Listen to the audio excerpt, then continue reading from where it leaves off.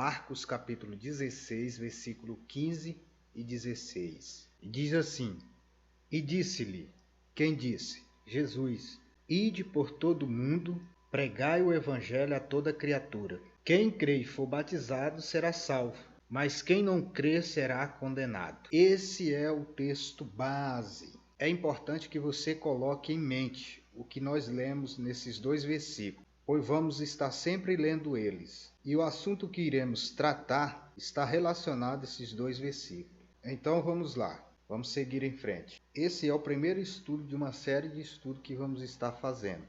E o primeiro assunto é a veracidade da palavra de Deus. O que é a veracidade da palavra de Deus? São as verdades contidas na Bíblia que vai te dar credibilidade para você entender quem é Deus.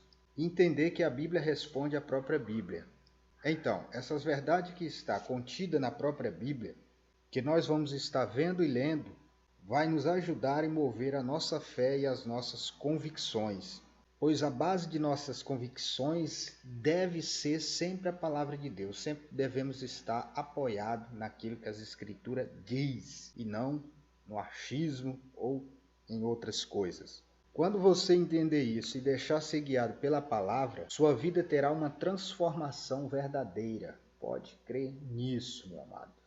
A transformação será certa. Então, como já disse, o primeiro assunto que nós vamos falar é sobre a veracidade da palavra de Deus. Se você quiser conferir na sua Bíblia, abra então em 2 Timóteo, capítulo 3, versículo 16, que está escrito: Toda a Escritura é inspirada por Deus e útil para o ensino, para a repreensão, para a correção e para a educação ou instrução na justiça.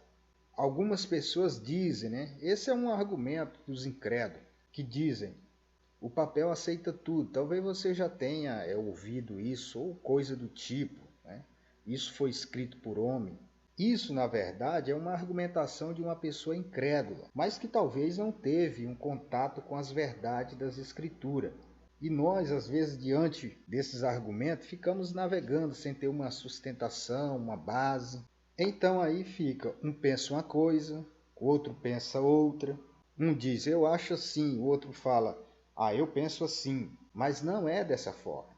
Tem que ter uma base do que vamos falar e transmitir. O que eu penso e entendo tem que estar baseado nas Escrituras, pautado na palavra de Deus. Esse é o diferencial.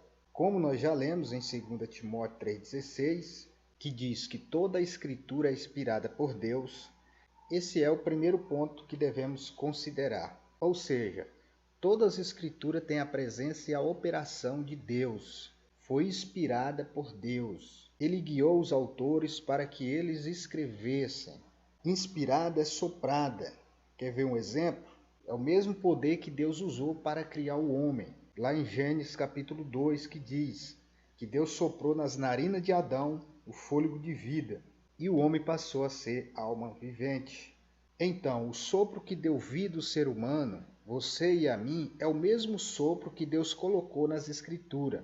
Inspirada é soprada por Deus. Ele dizia as palavras exatas que deveria ser dita. Então, isso aqui não é simplesmente escrita por um homem.